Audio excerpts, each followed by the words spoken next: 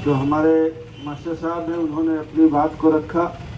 साथियों, जन अधिकार पार्टी की चाहत है कि देश में जाति जनगणना हो और जाति जनगणना के बाद जिस समाज की जितनी आबादी हो, आबादी के हिसाब से उसे हर क्षेत्र में हिस्सेदारी मिले, चाहे वो सरकारी नौकरियां हो, चाहे वो प्राइवेट सेक्टर की हो, चाहे जल जंगल जमीन हो, ठेके पट्टे हो, व्यापार हो। हर जगह इस देश के जो गरीब और कमज़ोर लोग हैं, पिछड़े हैं, दलित हैं, आदिवासी हैं, अक़लियत हैं, जिनकी आबादी लगभग 90% के करीब है, जिनको बाबा साहब अम्बेडकर ने संविधान में व्यवस्था की। 15 अगस्त 1947 को देश को आज़ाद होने के बाद 26 जनवरी 1950 को हमारे देश में संविधान लागू हुआ और 1950 से लेकर के हमारे देश में हर क्षेत्र में समानता है। जब हम समानता की बात करते हैं तो लोग सोचते हैं कि खाली जातिवादी समानता की बात है। खाली जातिवादी समानता की बात नहीं, हर क्षेत्र में समानता की बात है। शिक्षा में समानता की बात है, व्यापार में समानता की बात है, धन संपत्ति में समानता की बात है, रोजगार में समानता की बात है। हर जगह समानता।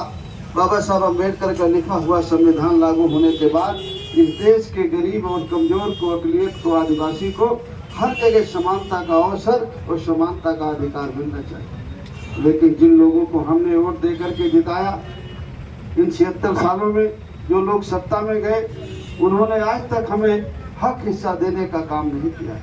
अगर हमें हक हिस्सा लेना है, इज्जत सम्मान की ज़िंदगी जीना है, तो हमें अपनी पार्टी जन अधिकार पार्टी को मजबूत करके उसके प्रत्याशी को जिता करके भेजना होगा, तब हमारी समस्याओं का समाधान होगा। साथियों, ये बातें हम लोग लगभग 7-8 साल से कह रहे हैं कि जब तक हम अपने वोट की ताकत को नहीं पहचानेंगे।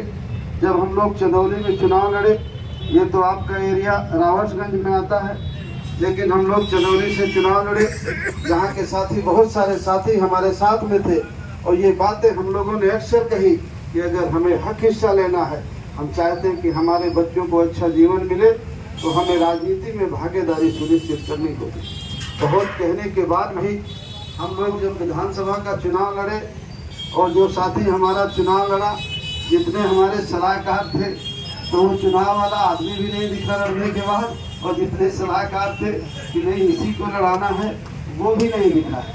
मैं फिर से आपसे अपील करता हूँ कि आदमी को ज़िंदगी में धोखा होता है, हमको भी धोखा हुआ, लेकिन अब तैयारी करिए, लोकसभा का चुनाव आने वाला है, और अगर हमें हक हिस्सा हासिल करना है, इज्जत सम्मान की ज़िंदगी जीना है, हम चाहते हैं कि हमारे बच्चों को जीवन के हर पहलू में आगे बढ़ने का मौका मिले, जल जंगल जमीन में साझेदारी मिले, हिस्सेदारी मिले, समानता का अवसर मिले, तो आपकी अपनी पार्टी जो गरीब और कमजोर की पार्टी है, जन अधिकार पार्टी, उसको मजबूत करके उसके प्रत्याशियों को जिता करके भेजना होगा, तब हमारी समस्याओं का समाधान। हमारे देश में 2 तरह की शिक्षा नीति है। एक तरफ प्राइमरी स्कूल है, दूसरे तरफ कॉन्वेंट स्कूल है। अगर आप कॉन्वेंट के पढ़ने वाले बच्चे को प्राइमरी के पढ़ने वाले बच्चे को एक साथ बैठा लिए और पूछे, तो प्राइमरी का बच्चा पीछे रह जाएगा, फेल हो जाएगा, और कॉन्वेंट वाला पास हो जाएगा। तो हम चाहते हैं कि चाहे वो प्राइमरी का पढ़ने वाला बच्चा हो सरकारी स्कूल का, चाहे वो प्राइवेट कॉन्वेंट का पढ़ने वाला बच्चा हो, एक तरह की पढ़ाई होना चाहिए, एक तरह की किताब होना चाहिए। कम से कम 1 से और 8 तक की शिक्षा तो एक तरह की होना चाहिए। जब 8वीं के बाद बच्चे की लाइन बदलती है, कोई डॉक्टर बनना चाहता है, इंजीनियर बनना चाहता है, सिविल सर्विसेज में जाने की इच्छा है उसकी, सीए बनना चाहता है, तो पाठ्यक्रम सब्जेक्ट चेंज होते हैं, लेकिन 1 से 8 तक की पढ़ाई में कोई चेंज नहीं है, कोई बदलाव नहीं है। तो चाहे वो गरीब का बेटा हो, चाहे अमीर का बेटा हो, एक समान शिक्षा पद्धति होना चाहिए। मेरी समझ से आप लोग इस बात से सहमत होंगे, सहमत है कि नहीं? तो ये काम भी वही करते हैं जो हमारी वोट से जीत करके जाते हैं।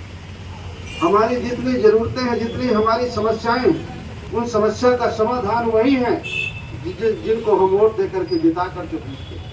हम वोट दे के जिताते हैं, टैक्स देते हैं, टैक्स के पैसे से सरकारें चलती हैं, उनकी गाड़ियां चलती हैं, उनके जहाज उड़ते हैं, और बदले में हमें 5 किलो अनाज मिलता है और कॉलोनी मिलती है। तो कॉलोनी और 5 किलो अनाज में हमारा और हमारे बच्चों का जीवन नहीं कटेगा।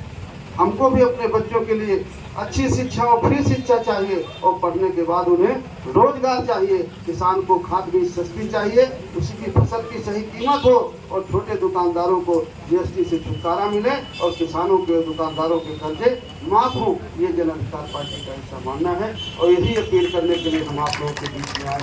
आप लोगों ने मेरा और मेरे साथियों का स्वागत किया, उसके लिए आप सब लोगों को बहुत बहुत धन्यवाद। हमारे साथ इस यात्रा में हमारी पार्टी के राष्ट्रीय महासचिव लाखन पासी साहब, हमारे प्रदेश के महासचिव त्यागी जी, रमेश यादव जी हमारे प्रदेश महासचिव हैं, हमारे प्रदेश महासचिव नसीम पठान साहब हैं, हमारे प्रदेश अध्यक्ष चंद्रसेन पाल साहब, हमारे राष्ट्रीय संगठन मंत्री हैं पटेल विजय नारायण वर्मा जी, हमारे यूथ विंग के तेज तर्राट अध्यक्ष प्रदेश के हमारे पंकज मन विश्वकर्मा जी और बहुत सारे साथी, रानी जी हैं, इंदु जी हैं, भदोही से हमारी बेटी बहन है, बहुत सारे लोग इस यात्रा में आपके साथ हैं।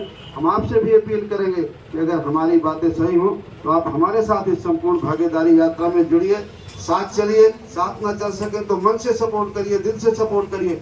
मोबाइल है आपके पास तो इन बातों को चर्चा करिए, जगह जगह पहुंचाइए। बहुत बहुत धन्यवाद। जिंदाबाद जिंदाबाद।